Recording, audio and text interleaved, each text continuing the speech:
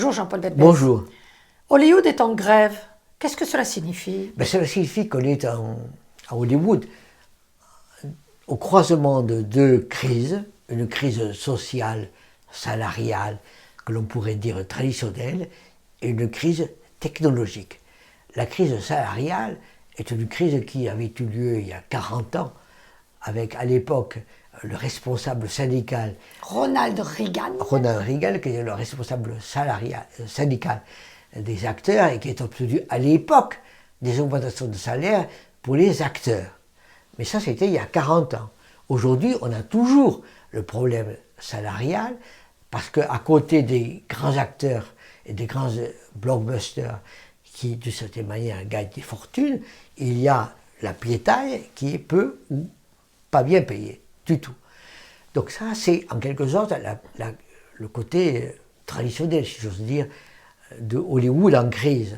Et Hollywood est en crise aussi parce qu'il y a aujourd'hui une crise technologique, il y a une révolution technologique. une autre manière de faire les films. Une autre manière de faire les films avec plus de technologie et moins d'acteurs, et moins de techniciens, et moins de doubleurs, et moins d'auteurs. Donc on a ChatGPT, les doubleurs, les technologies nouvelles qui arrivent et qui peuvent faire des photos, des films, des textes, en lieu et place des textes, des photos, des films qui étaient faits auparavant Par des humains. par des êtres humains. Donc on a aujourd'hui, en quelque sorte, Un grave problème d'emploi. un problème d'emploi, en quelque sorte traditionnel, et un problème d'emploi, en quelque sorte structurel, tout simplement parce que les films ne se feront plus comme ils se faisaient avant.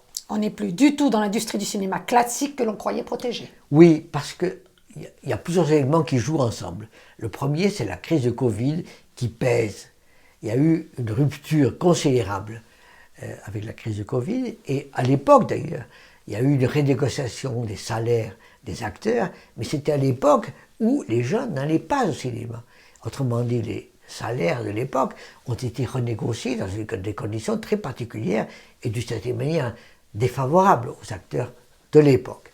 Aujourd'hui, on a le Covid qui est plus ou moins résolu, mais on n'a pas pour autant les gens qui reviennent dans les salles de spectacle. Mais en même temps, on a une évolution considérable des technologies, Le streaming.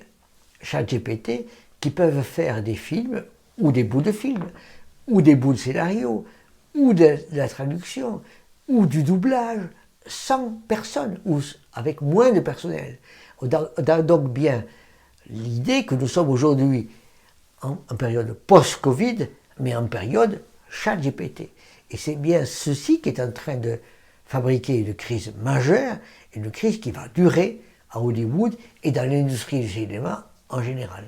On ne pourra jamais vivre sans les humains. Même un film ne va pas se faire techniquement comme ça. Le problème, c'est que on peut Les faire. rapports avec les humains seront toujours capitaux. Le problème, c'est que l'on peut faire avec moins d'humains. Ah, ça sert. C'est-à-dire que, en lieu et place des doubleurs, on peut en avoir moins ou pas. En lieu et place des écrivains qui font les scénarios, on peut en avoir moins.